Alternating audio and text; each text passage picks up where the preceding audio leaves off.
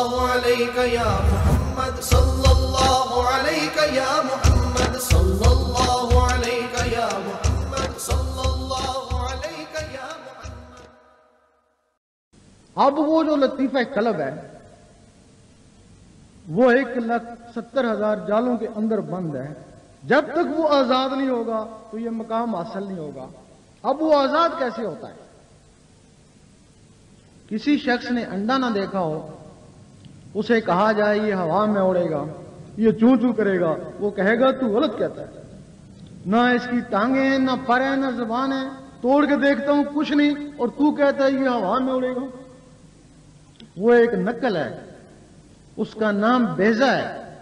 تمہارے اندر بیضہ ناسوتی ہے، اس کے اندر ایک چوزا بند ہے اور تمہارے اندر ایک فرشتہ بند ہے۔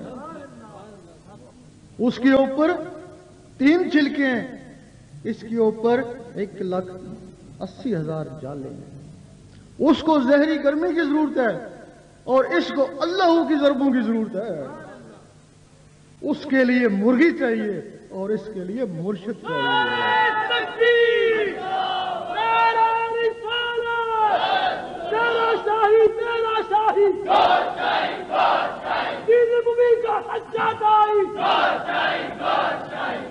یہ کوئی قصے کہانی کی بات نہیں، یہ حقیقت ہے۔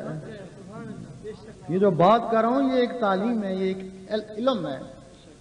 یہ علم حضور پاک کے سینے مبارک سے نکلا ہوا ہے، اور اسی علم کے لیے ہمیں بھی حکم ہے کہ اس کو عام کرو۔ کوئی واجب القتل کہے، کوئی کافر کہے، کچھ بھی کہے، ہم نے اس علم کو عام ہی کرنا ہے۔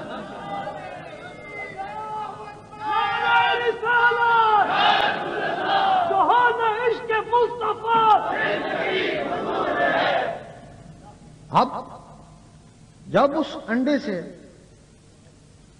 وہ چوزا نکلتا ہے، جو ہی نکلتا ہے اس کو کوئی سکھاتا نہیں ہے، بغیر سیکھے سکھائے وہ چوں چوں کرتا ہے، اس کی فطرت ہے۔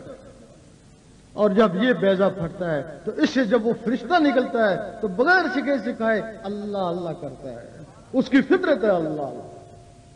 اس وقت وہ آدمی دیکھتا ہے میں تو اللہ اللہ نہیں کر رہا، میرے اندر کون اللہ اللہ کر رہا ہے۔ اس کی آواز بالکل بچوں کی طرح ہوتی ہے۔ اب آدمی اس کا استاد بن جاتا ہے، اس کو صرف اللہ اللہ کرنا آتا ہے، اس کو اور کچھ نہیں آتا۔ آدمی اس کا استاد بن گیا۔ یہاں سے 2 طرح کی تسبیح چلتی ہے، ایک پتھر کی تسبیح جو بازاروں میں بکتی ہے، اور ایک دل کی تسبیح جو خواص کے لیے ہے۔